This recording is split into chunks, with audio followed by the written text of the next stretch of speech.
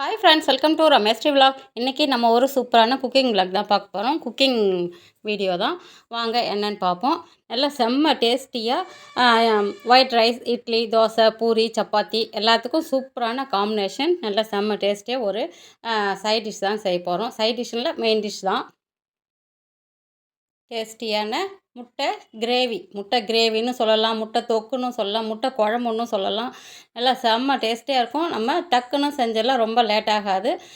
வாங்க எப்படி செய்கிறோம், என்ன செய்கிறோன்னு பார்ப்போம். எல்லாம் நம்ம வீடியோக்குள்ளே போகிறதுக்கு முன்னாடி நம்ம சேனலுக்கு சப்ஸ்கிரைப் பண்ணுங்கள். சப்ஸ்கிரைப் பண்ணிட்டு பக்கத்தில் இருக்க பெல் பட்டனை ப்ரெஸ் பண்ணுங்கள். அப்போ தான் நான் போடுற வீடியோ உங்களுக்கு உடனே வரும். வாங்க வீடியோக்குள்ளே போகலாம்.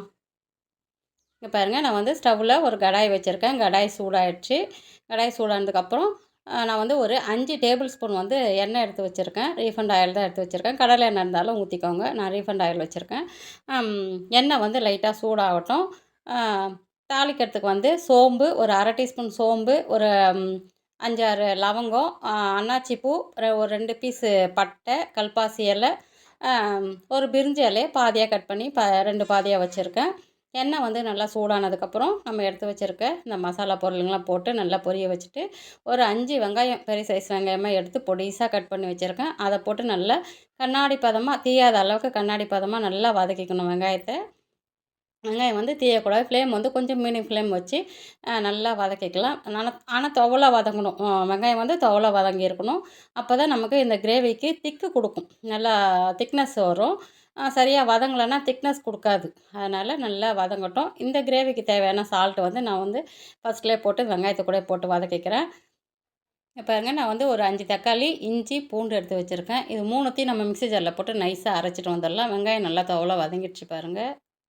இப்போது நம்ம அரைச்சி வச்ச தக்காளி, இஞ்சி, பூண்டு விழுதை வந்து நம்ம இந்த வெங்காயத்திலே போட்டு நல்லா துவலா வதக்கிக்கலாம். நல்லா எண்ணெய் பிரிஞ்சு வர அளவுக்கு வதக்கணும். வெங்காயம் வந்து இந்த அளவுக்கு கண்ணாடி பதமாக நல்லா துவலா வதக்கிக்கணும். கலர் மாறாமல் எப்படி வதங்கியிருக்கு பாருங்கள்.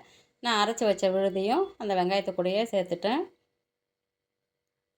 நல்லா வந்து இந்த தக்காளி நம்ம பச்சையாக அரைச்சிருக்கிறதுனால இந்த பச்சை வாசனை போகணும். தக்காளியில் இருக்க பச்சை வாசனை போகணும். அந்த அளவுக்கு நல்லா வதக்கணும். எப்படி நல்லா எண்ணெய் பிரிஞ்சு வர அளவுக்கு தக்காளி வதக்கியிருக்கேன் பாருங்கள்.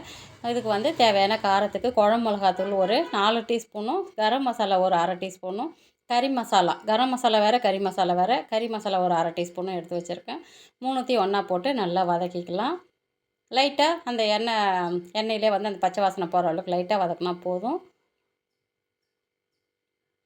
அடி பிடிக்காமல் அந்த மிளகாத்தூள்லாம் தீயாத அளவுக்கு லைட்டாக வதக்கிக்கிட்டால் போதும். இப்போ மிக்ஸி ஜாரை கழுவிட்டு நம்ம தண்ணி ஊற்றிக்கலாம்.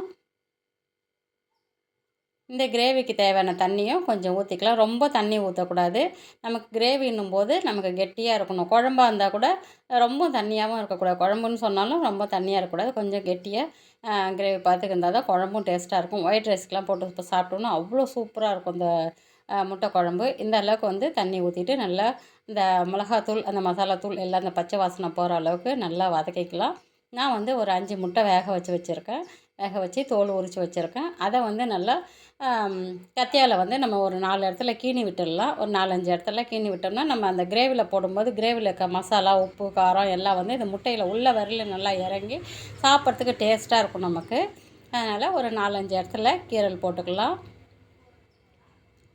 இப்படி நீல வாக்கில் கீரல் போட்டாலும் போடலாம், இல்லை குறுக்கில் போட்டாலும் போட்டுக்கலாம். நான் வந்து நீல வாக்கில் தான் போடுறேன். போட்டு நம்ம கிரேவி ரெடி பண்ணி வச்சுருக்கோம் இல்லைங்களா, அதில் போட்டுட்டு நல்லா நம்ம முட்டை போட்டு ஒரு 2 நிமிஷத்துக்கு நல்லா கொதிக்க வச்சுக்கணும்னா போதும். ரொம்ப கொதிக்கணும்னு அவசியம் இல்லை. ஏன்னா நமக்கு கிரேவி வந்து சூப்பராக முன்னாடியே நல்லா கொதிச்சிடுச்சு. அதனால் நம்ம முட்டை போட்டு ஒரு 2 நிமிஷம் நல்லா கொதிக்க வச்சுக்கலாம். எண்ணெய் பிரிஞ்சு வர அளவுக்கு இந்த அளவுக்கு நல்லா கொதிக்க வச்சுக்கணும். சூப்பராக அந்த பச்சை வாசனைலாம் போய் நல்லா அந்த மசாலா வாசனை கமன்னு வருது. முட்டை குழம்புக்கு அந்த மசாலா வாசனை செம்ம டேஸ்ட்டாக இருக்குது. நம்ம எடுத்து வச்சுருக்க வேக வச்சு கீரல் போட்டு எடுத்து வச்சுருக்கோம் இல்லைங்களா முட்டை, அதை வந்து அந்த குழம்புல போட்டுக்கலாம். முட்டை வந்து இன்னும் நிறையா கூட போட்டுக்கலாம். இன்றைக்கி நான் வந்து ஒரு 5 முட்டை தான் போட்டிருக்கேன். நம்ம மதியானம் சாப்பிட்ட ஒயிட் ரைஸுக்கு சாப்பிட்றோம் அப்படின்னு வச்சிங்கன்னா, மதியானம் சாப்பிட்டு மீதி அந்த தொக்கு மீந்தால் கூட நைட்டுக்கு இட்லி, தோசைக்கு எடுத்து தொட்டுட்டு சாப்பிட்றதுக்கு சூப்பராக இருக்கும். சூப்பராக இந்த முட்டையை போட்டு ஒரு 2 நிமிஷம் நல்லா கொதிக்க வச்சுட்டேன் பாருங்கள். சூப்பராக நல்லா எண்ணெய் பிரிஞ்சு நல்லா முட்டை கிரேவி, முட்டை குழம்பு சூப்பராக ரெடி ஆகிடுச்சு. லாஸ்ட்டாக வந்து கொஞ்சமாக கொத்தமல்லி தழை, கொஞ்சமாக இல்லை, நல்லா தாராளமாகவே போடலாம். போட்டு லைட்டாக கிளறி விட்டு இறக்கிட்டோம்னா சூப்பரான முட்டை குழம்பு, முட்டை கிரேவி, முட்டை தொக்கு எப்படி வேணாலும் நம்ம சொல்லிக்கலாம். எப்படி சொன்னாலும் நம்ம இஷ்டம்தான். சூப்பரான முட்டை கிரேவி ரெடி ஆயிடுச்சு. பாருங்க சூப்பரான முட்டை கிரேவி ரெடி ஆயிடுச்சு. முட்டை கிரேவின்னு சொல்லலாம், முட்டை குழம்புன்னு சொல்லலாம், முட்டை தொக்குன்னு சொல்லலாம். நம்ம இஷ்டம்தான். ஆனால் நல்லா செம்ம டேஸ்டியாக இருக்கும். குழந்தைங்க நல்லா விரும்பி சாப்பிடுவாங்க.